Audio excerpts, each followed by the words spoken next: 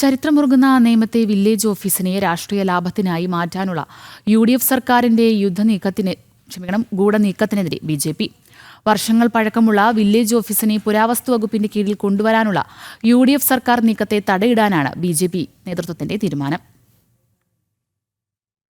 ഈ വില്ലേജിന് 600 വർഷത്തിലേറെ പഴക്കമുണ്ട്. പഴയ രാജവീതിയായ കരമന കളിയിക്കാവിള പാതയിൽ ചരിത്രാവശേഷിപ്പായ നേമം കച്ചേരിനട ഇന്ന് സംരക്ഷണമില്ലാതെ നശിക്കുകയാണ്. തിരുവിതാംകൂർ രാജഭരണകാലം മുതൽ നേമം വില്ലേജ് ഓഫീസ് പ്രവർത്തിച്ചിരുന്നത് ഇവിടെയാണ്. പാത വികസനത്തിന്റെ ഭാഗമായി നേമം വില്ലേജ് ഓഫീസിന് പുതിയ കെട്ടിടം വന്നതോടെയാണ് പഴയ കെട്ടിടത്തിന്റെ ശോചനീയാവസ്ഥ ആരംഭിക്കുന്നത്. നിലവിൽ റവന്യൂ വകുപ്പിന് കീഴിലാണ് പഴയ വില്ലേജ് ഓഫീസ്. കെട്ടിടം പുരാവസ്തുക്കളുടെ പട്ടികയിൽ ഉൾപ്പെടുത്തി ഏറ്റെടുക്കാനാണ് UDF സർക്കാരിന്റെ നീക്കം. 2017 നോട്ടീസ് നൽകി കെട്ടിടം ഏറ്റെടുക്കാനുള്ള ശ്രമം ആരംഭിച്ചിരുന്നു. എന്നാൽ നോട്ടീസ് നൽകിയതിനാൽ നവീകരണ പ്രവർത്തനങ്ങൾ നടത്താൻ സാധിക്കുന്നില്ലെന്നാണ് നഗരസഭയുടെ വിശദീകരണം.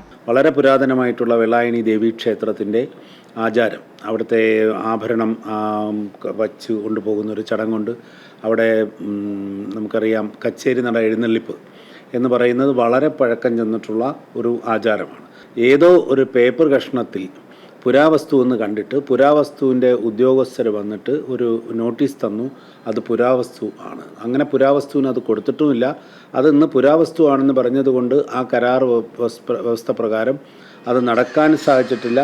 അത് നടത്താത്തത് കൊണ്ട് തന്നെ എന്ത് സംഭവിച്ചു എന്ന് പറഞ്ഞാൽ ആ ബിൽഡിംഗ് ഇപ്പോൾ ഇടിഞ്ഞ് താഴെ വീഴേണ്ട ഒരു അവസ്ഥയിലേക്ക് എത്തി. ഇത് പുരാവസ്തുവിൻ്റെ ഉദ്യോഗസ്ഥർ അതിനെക്കുറിച്ചുള്ള കൃത്യമായ പഠനങ്ങളോ മറ്റൊന്നുമില്ലാതെ കാണുന്ന പഴക്കം ചെന്ന ബിൽഡിംഗ് എല്ലാം പുരാവസ്തുവാണെന്ന് വെറുതെ വിലയിരുത്തപ്പെട്ടതിൻ്റെ ഫലമായിട്ടാണ് ഇന്ന് ആ സാഹചര്യം അവിടെ സംജാതമായത്.